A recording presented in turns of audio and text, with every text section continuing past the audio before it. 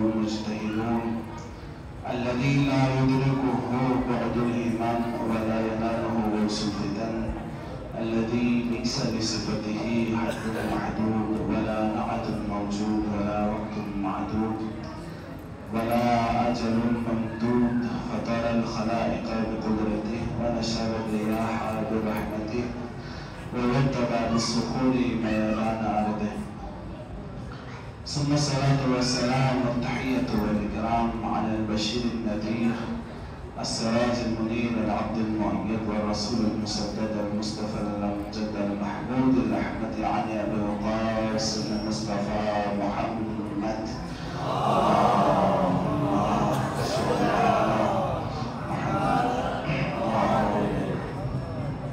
وعلى أهل بيته الطيبين الطاهرين المعصومين المنتخبين المظلومين الميامين ولعنة الله على أعدائهم ومنكر فضائلهم وغاصب حقوقهم أجمعين من يومنا هذا إلى قيام يوم الدين. أما بعد فقد قال الله الحكيم في القرآن الكريم بسم الله الرحمن الرحيم قل بفضل الله وبرحمته فبذلك فليفرحوا هو خير مما يجمعون صلى محمد وآل محمد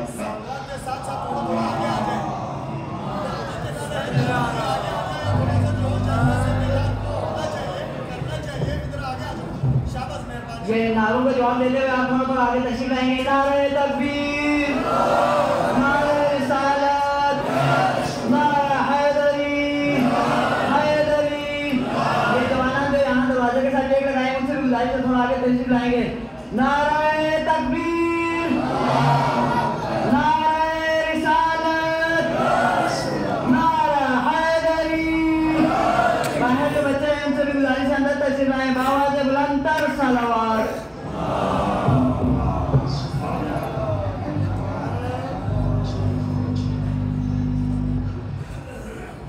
سب سے پہلے تو آپ تمام مومنین و مومنات کی خدمت میں جشن میلاد النبی کے مبارکباد عرض کرتا ہوں. آپ لوگ اس لفظ پر غور کیجئے کہ یہ لفظ جو رائج ہے اتنے عرصے دراز سے اس لفظ کے اندر پیغام پوشیدہ ہے. ہم کیا کہتے ہیں نعرہ ربیع الاول کیا ہے؟ جشن میلاد النبی. بس جشن میلاد النبی انہی کو منانا چاہیے جو اس بات کا عقیدہ رکھتے ہیں کہ رسول اللہ نبی بن کر پیدا ہوئے ہیں، 40 پاک نبی نہیں بن. جو لوگ یہ کہتے ہیں کہ 40 سال خود ختمی مرتبہ کو بھی یہ خبر نہیں تھی کہ وہ اللہ کے نبی ہیں، وہ کیسے جشن میلاد النبی منا سکتے ہیں؟ جو نہیں مناتے ان کی بھی مجبوری ہے کہ وہ کس منہ سے میلاد منائیں جو نبی کو 40 سال تک اپنے ہی نبوت سے ناآشنا اور بے خبر سمجھتے ہیں، جبکہ خود پھر اسی کتاب میں یہ لکھتے ہوئے نظر آتے ہیں کہ عیسیٰ جب اس دنیا میں آئے ماں کے گود میں تھے تبھی کہہ رہے تھے خدا نے مجھے نبی بنا کر بھیجا ہے. آج رسول اللہ صلی اللہ علیہ وآلہ وسلم کی اگر کسی میں جرأت ہوتی ہے کہ توہین کرے تو انہیں مواد انہی کتابوں سے مل رہی ہے جن کتابوں میں ایسی باتیں لکھی ہوئی ہیں جو باتیں ہم یہاں پر مسلمانوں کے درمیان نہیں کر پاتے. یہی انہیں وہ نکات فراہم کرتے ہیں جن سے شان اقدس پیغمبر خدا میں گستاخی کرنے کی روحوں میں جرأت پیدا ہو رہی ہے. کہتے ہیں کہ ہم میلاد کیوں منائیں؟ قرآن کیا کہتا ہے؟ قرآن سورہ یونس میں ارشاد فرما رہا ہے قل اے میرے حبیب محمد مصطفیٰ ان سے کہہ دیجئے بفضل اللہ وبرحمتہ فبذلک فلیفرحوا. اگر تمہیں خدا کی جانب سے کوئی فضل مل جائے، اگر خدا کی جانب سے رحمت مل جائے، بس تمہیں چاہیے تم اس فضل خدا اور رحمت خدا پر خوشی کا اظہار کرو. اب ہم قرآن سے سوال کرتے ہیں کہ خود قرآن ہماری رہنمائی کرے کہ فضل خدا کیا ہے، رحمت خدا کیا ہے. تو جب ہم سورہ احزاب کی تلاوت کرتے ہیں، ہم سورہ احزاب میں کیا دیکھتے ہیں؟ یا ایھا النبی انا ارسلناک شاهدا ومبشرا ونذيرا وداعيا إلى الله بإذنه وسراجا منيرا وبشر المؤمنين بأن لهم من الله فضلا كبيرا. اے نبی ہم نے تجھے بھیجا ہے، یا نبی انا ارسلناک، ہم نے تجھے بھیجا ہے. کس طرح بھیجا ہے؟ انا ارسلناک بشیرا ونذیرا، ہم نے تجھے خوشخبری دینے والا بنا کر بھیجا ہے. ونذیرا، ہم نے تجھے آگاہ کرنے والا بنا کر بھیجا ہے. وداعیا الی اللہ باذنہ، اور تجھے ہم نے اللہ کی طرف بلانے والا اس کے حکم سے بنا کر بھیجا. وداعیا الی اللہ باذنہ وسراجا منیرا، اے نبی ہم نے تجھے چمکتا ہوا چراغ بنا کر بھیجا ہے. وبشر المؤمنین، اور نبی ان مومنین کو بشارت دیجئے بِأَنَّ لَهُم مِّنَ اللَّهِ فَضْلًا كَبِيرًا، آپ اللہ کی جانب سے ان کے لیے فضل کبیر ہے. اگر فضل خدا پر جشن منانے کا حکم ہے، فضل خدا کے ملنے پر خوشی منانے کا حکم ہے، تو جو فضل کبیر ہو جو اس کے میلاد پر ہم خوشی کیسے نہ منائیں. قُلْ بِفَضْلِ اللَّهِ، پھر اگلا لفظ کیا ہے؟ وَبِرَحْمَتِهِ، اور اللہ کی رحمت ملنے پر بھی خوشی مناؤ. اور نبی کیسا رحمت ہے؟ سورہ انبیاء کے آیت نمبر 107 میں فرماتا ہے وَمَا أَرْسَلْنَاكَ إِلَّا رَحْمَةً لِلْعَالَمِينَ، اے حبیب ہم نے تجھے ایک دو نفر کے لیے نہیں بلکہ عالمین کے لیے رحمت بنا کر بھیجا ہے.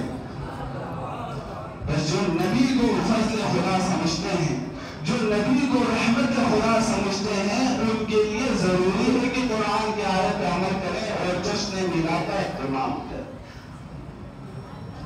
اس لیے ہم قرآن کی آیت پر عمل کرتے ہیں. لوگ ہم پر اعتراض کرتے ہیں کہ آپ جشن میں جھنڈیاں لگاتے ہیں، روشنیاں لگاتے ہیں، چراغاں کرتے ہیں، اتنی فضول خرچیاں کرتے ہیں. خدا کو بھی معلوم تھا کہ یہ لوگ اتنے عاقل اور بابصیرت اور باشعور بن جائیں گے کہ میلاد مصطفیٰ میں جو خرچ اٹھائے جا رہے ہیں انہیں فضول خرچیوں میں شمار کرنے لگیں گے. بس خدا نے اسی آیت کے آگے ایسا فرمایا ہوا خیر مما یجمعون، جو تم لوگ اپنے گھروں میں جمع کرتے ہو خوشی میں خرچ کرنا اس سے بہتر ہے.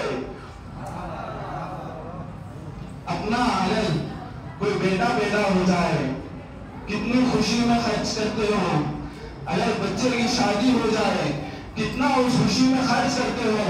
اس وقت تو کسی کو بھی یہ بات یاد نہیں آتی کہ فضول خرچی ہو رہی ہے. لیکن جیسے ہی حبیب خدا محمد مصطفیٰ کے جشن میں خرچ کرنے کا وقت آتا ہے، بڑے بڑوں کو یاد آ جاتی ہے کہ فضول خرچی کرنا بھی حرام ہے. انہیں اس وقت یاد نہیں آتا جب گلی محلوں میں، جب گھروں میں حدود شریعت کو پامال کر کے شادیوں میں فضول خرچیاں کی جا رہی ہوتی ہیں. کبھی بھی ان رسومات اور اس رواج پر کسی مفتی نے، کسی عالم نے اسی وقت میدان میں اتر کر یہ نہیں کہا کہ بدعت ہے، یہ حرام ہے. لیکن افسوس کا مقام ہے جیسے ہی میلاد مصطفیٰ کا وقت آ جاتا ہے، جیسے ہی میلاد محمد مصطفیٰ کے دن آ جاتے ہیں، کچھ لوگ میدان میں اتر آتے ہیں اور جی یہ بدعت ہو گئی ہے. یہ وہ چیز جو صحابہ نے نہیں کی. بہت سی چیزیں ایسی ہیں. صحابہ حج پر گئے ہیں، پیدل گئے ہیں. صحابہ کبھی جہاز پر حج کرنے نہیں گئے. صحابہ نے وہ چیزیں نہیں کھائیں جو آج آپ لوگ کھا رہے ہیں. صحابہ نے وہ تمام امور اس طرح سے نہیں کی جس طرح سے آپ کرتے ہیں. وہ جی صحابہ نے کیا تو ہے، تو رسول اللہ صلی اللہ علیہ وسلم سے محبت کے اظہار کا صحابہ نہیں کرتے تھے. کتنی روایات ہیں، کتنی روایات. ایک روایت میں اس طرح سے کہ عبداللہ ابن عمر ایک جگہ سے جا رہے تھے، وہاں اترے اور اتر کر ایک مقام پر انہوں نے کیا کیا، اپنے ہاتھ سے اشارہ کر رہے تھے. اشارہ کیا اور پھر آگے اپنے سواری پہ بیٹھے اور آگے بڑھنے لگے. سائل نے سوال کیا کہ ابن عمر آپ نے یہ کیا عمل انجام دیا ہے؟ انہوں نے کیا کہا جانتے ہیں؟ انہوں نے کہا کہ میں رسول اللہ صلی اللہ علیہ وآلہ وسلم کے ساتھ سفر کر رہا تھا. جب حبیب خدا اس مقام پر پہنچے، ہم تھوڑی دیر آرام کرنے کے لیے یہاں رکے. رسول اللہ صلی اللہ علیہ وآلہ وسلم نے اپنی سواری کو یہاں پر جو کنڈی موجود تھی اس سے باندھا. ابھی کنڈی بھی موجود نہیں ہے, میری سواری بھی نہیں ہے, لیکن میں چاہتا تھا رسول اللہ کا وہ عمل زندہ رہے, اس لیے میں نے وہ عمل کیا ہے, چاہے وہ عبث تھا لیکن اس سے محبت کا اظہار ہو رہا تھا. اگر محبت کا اظہار صحابہ اس طرح کرتے ہیں تو آج ہم اس طرح بھی کر سکتے ہیں.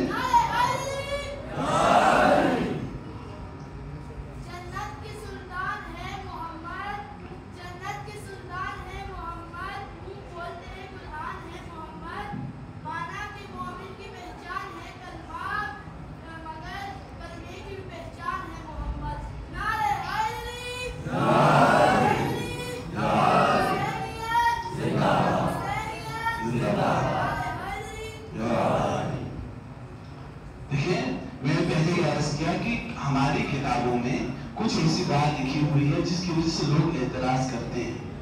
ایک ایسا ہی شخص آیا ہمارے عالم دین کے پاس اور آ کر سوال کیا کہ آپ لوگ محمد کا کلمہ پڑھتے ہیں لیکن آپ کے ہی کتاب میں گزشتہ انبیاء کے القاب تو موجود ہیں لیکن آپ کے نبی کا لقب قرآن میں موجود نہیں ہے. قرآن کیا کہتا ہے؟ قرآن جب حضرت موسیٰ علیہ السلام کا تذکرہ کرتا ہے تو وہاں پر بھی وَكَلَّمَ اللَّهُ مُوسَىٰ تَكْلِيمًا, اللہ نے موسیٰ سے کلام کیا. کلیم اللہ کا لقب اس آیت میں آیا ہے. وَاتَّخَذَ اللَّهُ إِبْرَاهِيمَ خَلِيلًا, اور اللہ نے ابراہیم کو اپنا خلیل بنایا. خلیل اللہ کا لقب بھی ہے. لیکن جو آپ محمد مصطفیٰ کو حبیب اللہ کہتے ہیں وہ تو قرآن میں بھی نہیں ہے. عالم دین کیا فرماتے جانتے ہیں؟ یہ علماء کی عظمت ہے, یہ علماء کا مقام ہے, رفعت ہے. جب بھی اسلام پر قرآن پر اعتراض آتا ہے علماء کی ذمہ داری ہے کہ وہ اس اعتراضات کو رفع کرے. عالم دین فرماتے ہیں اگر گزشتہ انبیاء کے القاب بھی قرآن میں ہوتے اور رسول اللہ کا بھی لقب آ جاتا تو رسول اللہ کو گزشتہ انبیاء پر فضیلت کس بات کی ہوتی؟ اللہ نے قرآن میں رسول اللہ کا نہ فقط لقب بیان فرمایا ہے بلکہ اللہ تبارک و تعالیٰ نے ہمارے نبی کو وہ مقام عطا فرمایا ہے کہ ہمارا نبی نہ فقط خود حبیب اللہ ہے بلکہ اللہ فرماتا ہے قُلْ إِن كُنتُمْ تُحِبُّونَ اللَّهَ فَاتَّبِعُونِي يُحْبِبْكُمُ اللَّهُ, کہ اگر تم محمد مصطفیٰ کی اتباع کرو گے اللہ تمہیں بھی حبیب اللہ بنا دے گا. موسیٰ خود کلیم اللہ ہے لیکن موسیٰ کی وجہ سے کوئی اور کلیم اللہ کے مقام پر نہیں پہنچ سکا. ابراہیم خود خلیل اللہ ہے لیکن ابراہیم کی وجہ سے کوئی خلیل اللہ کے مقام تک نہیں پہنچ سکا. لیکن ہمارے نبی کو خدا نے وہ مقام عطا کیا ہے. اگر کوئی شخص حقیقی معنوں میں رسول اللہ کی اتباع کرے اللہ نہ فقط رسول کو حبیب اللہ کہتا ہے بلکہ رسول کے صدقے میں اسے بھی اپنا حبیب بنا دیتا ہے. وہ عرش کا چراغ ہے میں ان کے قدموں کی دھول ہوں. وہ عرش کا چراغ ہے میں ان کے قدموں کی دھول ہوں. اے زندگی گواہ رہنا میں بھی غلام رسول ہوں. نعرہ حیدری, حسینیت زندہ باد, حسینیت زندہ باد, نعرہ حیدری. عزیزو, میرا تو وہی یہ تھا کہ امیر المومنین علیہ السلام کا خطبہ آپ کے سامنے عرض کروں جس میں امیر المومنین علیہ السلام نے رسول اللہ کی خلقت کو بیان کیا ہے. جب ہم یہ کہتے ہیں کہ جب رسول اللہ کی ولادت ہوئی اس وقت وہ نبی تھے تو سوال یہ ہے کہ وہ کب سے نبی تھے. یہ اہل سنت کے کتب سیاست پر جب ہم مطالعہ کرتے ہیں تو حضرت ابو ہریرہ سے ایک روایت ہے. حضرت ابو ہریرہ نے رسول اللہ صلی اللہ علیہ وآلہ وسلم سے یہ سوال کیا ہے. حضرت ابو ہریرہ نے کیا سوال کیا؟ سوال کیا یا رسول اللہ متى وجب لك النبوة یا رسول اللہ, یا رسول اللہ آپ کے لیے نبوت یہ رسالت کب سے ہے؟ حضرت رسول خدا کیا فرماتے ہیں وآدم بین الماء والتین وآدم بین الروح والجسد. اہل سنت کی کتابوں میں یہ ہے کہ وآدم بین الروح والجسد, میں تب بھی نبی تھا جب آدم روح اور جسد کے درمیان تھا.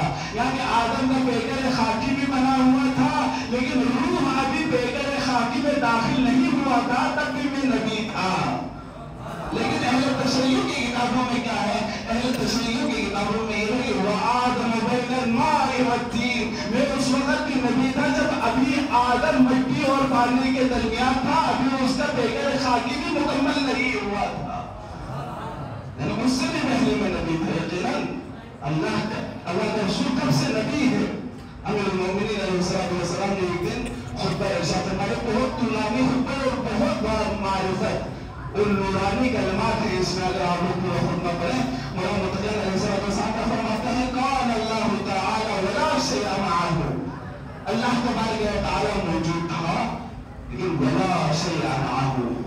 جو لوگ شرک کی گردانیں رکھتے ہیں، امیر المومنین علیہ السلام نے تمام شرک کی جو عمارتیں انہوں نے رسول اللہ صلی اللہ علیہ وسلم کی مخالفت میں کھڑی کی ہوئی ہیں، انہیں زمین بوس کر دیا. امیر المومنین کا فرمان قال اللہ موجود تھا ولا شیء معه، لیکن اللہ کے ساتھ اس بات کوئی بھی نہیں تھا. لیکن فقط اللہ نہیں، خدا کا ذکر کرے، ذکر مصطفیٰ نہ کرے، ہمارے منہ میں وہ ایسی زبان خدا نہ کرے. امیر المومنین علیہ السلام نے ہمیں سکھایا ہے قال اللہ تعالی ولا شیء معه فاول ما خلق نور حبیبہ محمد صلی اللہ علیہ وآلہ وسلم. بس اللہ تبارک و تعالی نے اس عالم میں جب اللہ تھا اور کچھ بھی نہیں تھا، تب بھی نہیں تھا جب محمد مصطفیٰ کے نور کو خدا نے اپنے قدرتی کاملہ سے خلق کر دیا. اللہ نے تب رسول اللہ کے نور کو خلق کیا. تو یہ ایک طولانی خطبہ ہے. آگے اللہ کے رسول کے بارے میں مولانا متقین کیا فرماتے ہیں؟ فرماتے ہیں کہ اللہ تبارک و تعالی نے ثم ان اللہ تعالی خلق من نور محمد 20 بحر من نور في كل أبحر علوم لا يعلمها إلا الله تعالی. امیر المومنین فرماتے ہیں کہ نور محمد سے اللہ تبارک و تعالی نے 20 نور کے سمندروں کو خلق کیا. ان باتوں کی، ان کلمات کی نورانیت کو محسوس کریں. امیر المومنین خلقت پیغمبر خدا بیان فرما رہے ہیں. میں آگے ایک آپ لوگوں کو جملہ دینا ہے، اس کے بعد میں زحمت تمام کر رہا ہوں کہ امیر المومنین فرماتا ہے اللہ نے نور محمد سے 20 نور کے سمندروں کو خلق کیا. پھر ثم قال لنور محمد انزل فی بحر العز، پھر اللہ نے نور محمد کو کہا کہ اس عزت کے سمندر میں اتر جا. نور محمد کو اس عزت کے سمندر میں اتری. پھر آگے فی بحر الصبر ثم فی بحر الخشوع ثم فی بحر التواضع ثم فی بحر الرضا ثم فی بحر الوفاء. اس طرح پورے 20 سمندروں کا امیر المومنین نے تذکرہ کیا. اور اس کے بعد کیا فرمایا؟ فما قال اللہ تعالی، جب 20 سمندروں میں نور محمد مصطفیٰ داخل ہوا اور ان سمندروں سے نکلا، اللہ نے فرمایا یا حبیبی، اے میرے حبیب، ویا سید رسولی، یہ تمام رسولوں کے سید و سردار، ویا اول مخلوقاتی، میرے سب سے پہلی مخلوق، ویا آخر رسولی، اور میرے سب سے آخری رسول، یعنی ختم نبوت آخرہ میں مولانا متقین نے فرمایا. پھر فرمایا انت الشفیع یوم المحشر، قیامت کے دن آپ شفیع ہوں گے، آپ اپنے امت کے گنہگاروں کی شفاعت کریں گے. فخر النور ساجدا، بس نور محمد مصطفیٰ فخر سے خدا کی بارگاہ میں سجدہ ریز ہو گیا.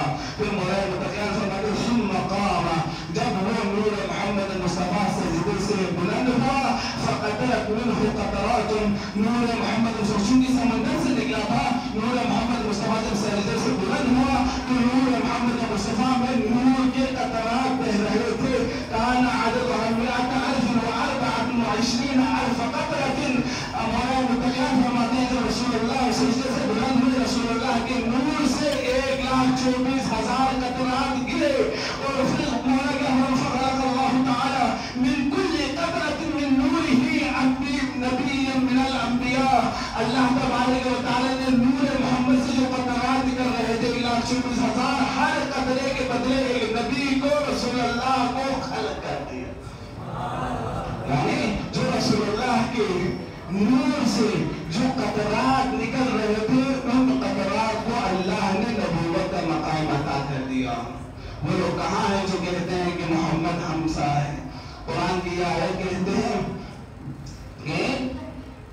بشر مثلکم، میں تم جیسا بشر ہوں. لیکن آگے آیت پڑھتے ہیں، آگے نہیں فرمایا انما بشر مثلکم یوحا الیہ، مجھ پر مسلسل فرشتہ وحی لے کر نازل ہوتا ہے. اگر تم پر ایک دفعہ فرشتہ آ جائے تو وہ کیسا تھا بتانے کے لیے تم زندہ بھی باقی نہ رہو گے. جو کہتے ہیں محمد ہم سا ہے، وہ آدھی آیت سے ایسی مستحانہ حرکات کرتے ہیں. خدا مدنبار کی بارگاہ میں دعا کہ خدا تمام امت مسلمہ کو مقام محمد مصطفیٰ کو حقیقی معنی میں درک کرنے کی توفیق نصیب فرمائے اور محمد مصطفیٰ کی محبت اور عشق نصیب فرمائے. اپنے اس جشن کی قبولیت کے لیے اور بالخصوص برادر خادم کی مغفرت کے لیے محمد و محمد صلوات